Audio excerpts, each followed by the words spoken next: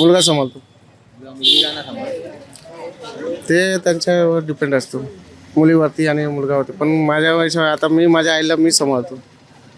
काय मुलगी काय लांब असते आणि मुलगा जवळ असतो, मुलगाच सांभाळणार ना. आता जे मुलं सांभाळतील का असं वाटतं? आजच्या वातावरणामध्ये नवीन पिढीमध्ये सांभाळणार. तो मुलगा की मुलगी? प्रश्न क्रिटिकल आहे, पण ज्याला मुलगीच असेल तो काय करणार?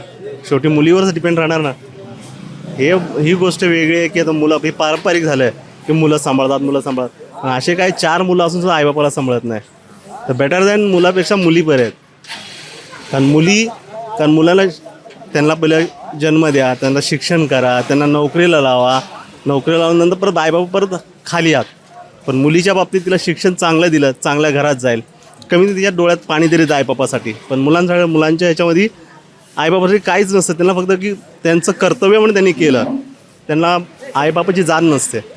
100% म्हणण्यापेक्षा 80% हेच विचार आहेत. कारण आजच्या ह्याच्यामध्ये मुली सरस आहेत. शिक्षणाच्या बाबतीत म्हणा, आईबापाला सांभाळण्याच्या बाबतीत मुली सरस आहेत. मुलं फक्त नाव की आमचं नाव चालवणारा पाहिजे, पण हे नाही की आम्हाला सांभाळणारा पाहिजे. फक्त आमच्या कुटुंबाचा किंवा आमच्या खानदानीचं नाव चालवणारा फक्त मुलगा पाहिजे. बाकी तो कसा का असे ना, दारोडे असो काय असो. तर मी माझ्या हिशोबाने मुली ह्या सरस आहेत.